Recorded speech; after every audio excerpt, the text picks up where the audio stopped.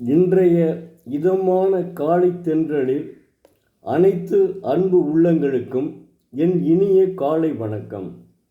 இன்று ஒரு குறள். அதிகாரம் 28 கூடா ஒழுக்கம். குறள் எண் 280. மழித்தலும் நீட்டலும் வேண்டாம், உலகம் பழித்தது ஒழித்து விடின். இதாங்க இந்த அதிகாரத்தினுடைய கடைசி குறள். அதாவது தெய்வப்புலவர் திருவள்ளுவர் தவம் செய்பவர்கள் தலைமயிரை மழித்தலும் சடையை வளர்த்தலும் வேண்டா, உயர்ந்தோர் தவத்திற்கு ஆகாது என்று குற்றம் கூறிய ஒழுக்கத்தை கடிந்துவிடின் என்கிறார். அதாவது துறவியார்க்கு ஆசைகளை துறக்க வேண்டும். அப்போ மன வலிமையும் மன தூய்மையும் இருக்க வேண்டும். அதற்கு தங்களுடைய தலைமயிரை மழித்து கொள்ள வேண்டாம். அதுபோல சடைமுடியை வளர்த்து கொள்ளவும் வேண்டாம், சடையாக வளர்த்து கொள்ளவும் வேண்டாம். இப்படி அதாவது அவர் கடைசியில் சொல்கிறார் பாருங்க, சடைமுடியை சடை போல வளர்த்து கொள்ளவும் வேண்டாம், தலைமுடியை மழித்து கொள்ளவும் வேண்டாம்.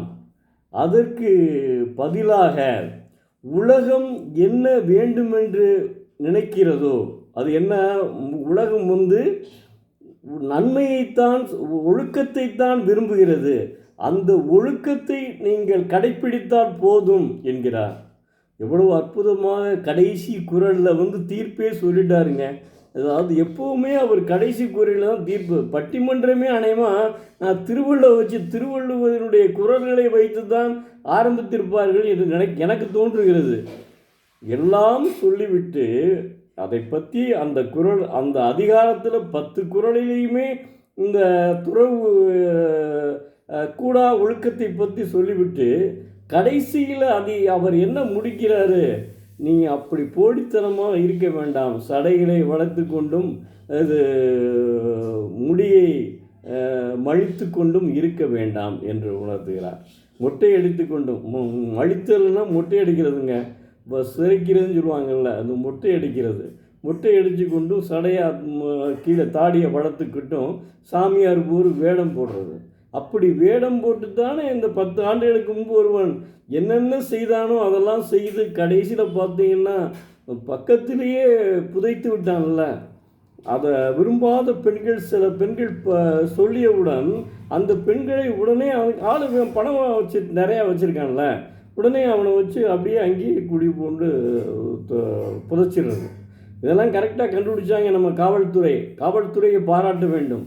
கண்டுபிடிச்ச உடனே தான் அவங்க என்ன செய்கிறாங்க, அரசாங்கத்தில் இருந்து அவனை இதில் போட்டாங்க, ஜெயிலில் போட்டு அவன் ஜெயிலேயே ஒரு 10 ஆண்டுகளோ 20 ஆண்டுகளோ இருந்தான்னு நினச்சேன். அதுக்கப்புறம் அவன் அங்கே ஏன்னா இவன் சுகபோகமாக இருந்தவன் அல்லவா, அங்கே போய் எப்படி இருக்க முடியும், அதனால் அவன் இறந்து விட்டான். அதுதான் ஒரு அருமையாக அந்த 10 குறள் 2000 ஆண்டுகளுக்கு முன்பு, நீங்கள் அதை புரிஞ்சுக்கொள்ள வேண்டும்.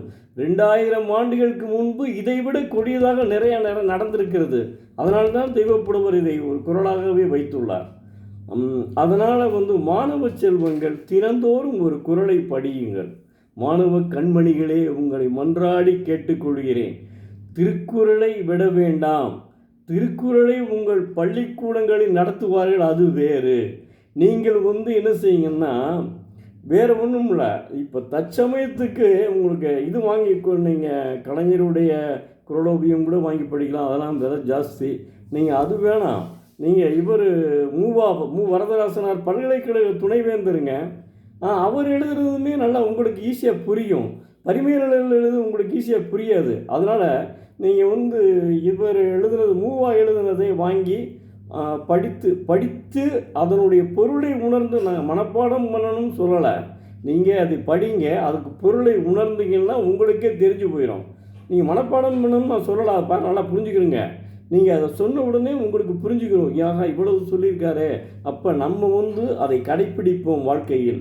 கடைப்பிடித்தால், ஏன்னா வருங்கால இந்த தமிழ்நாட்டினுடைய பண்பாட்டையும் கலாச்சாரத்தையும் காக்க வேண்டியவர்கள் இன்றைய இளைஞர்கள் தான். அதனால தான் நான் ஓயாமல் அடிக்கடி சொல்லிகிட்டே இருக்கேன். ஏன்னா என்னுடைய வயசு உள்ளவர்கள்லாம் இதை ஏற்றுக்கவே மாட்டாங்க. நான் புலம்பிகிட்டே இருக்கேன்னு கூட சொல்லுவாங்க சிலர். அதனால் உங்களுக்காகத்தான் நான் சொல்கிறேன், தயவு செய்து நீங்கள் இதை கடைப்பிடியுங்கள். நிச்சயமாக உங்கள் வாழ்க்கையில் வெற்றியடையும். அது அந்த முயற்சியுடைமை என்ற ஒரு குறளை படித்துவிட்டு அப்புறம் கல்வின்ற ஒரு அதிகாரம் இருக்குல்ல, அதையும் படித்தீங்கன்னா முதல்ல உங்களை அறியாமலேயே நம்ம ஒரு பெரிய மாவட்ட ஆட்சித்தலைவராக ஆக வேண்டும். நான் அரசியலில் ஈடுபடும் வேண்டும் சொல்லவே இல்லை. நீங்கள் நம்ம மாவட்ட ஆட்சித்தலைவர், அவர் ஒரு பெரிய மிகப்பெரிய மருத்துவர், அப்படி ஆக வேண்டும் என்று கற்பனை என்ற ஒரு ஆவலை சிறுவயதிலிருந்தே நீங்கள் வளர்த்து கொண்டால் நிச்சயமாக ஆவீர்கள். அதில் எந்தவித மாற்றமும் கிடையாது. எழுதி நாட்குறிப்பை முதல்ல கடைப்பிடியுங்கள். உங்கள் வீட்டில் உங்கள் அப்பாட்ட ஒரு டைரி வாங்கிக்கிற சொல்லுங்கள். அந்த டைரியில் டெய்லி தினமும் ஒரு குறள், இன்றைக்கி இந்த குறள் படித்தீங்க, அதை பார்த்தாலே பின்னாடி உங்களுடைய லைஃப் தெரிஞ்சுக்கிறோம், முன்னேற்றம் என்னென்று தெரிஞ்சுக்கிறோம்.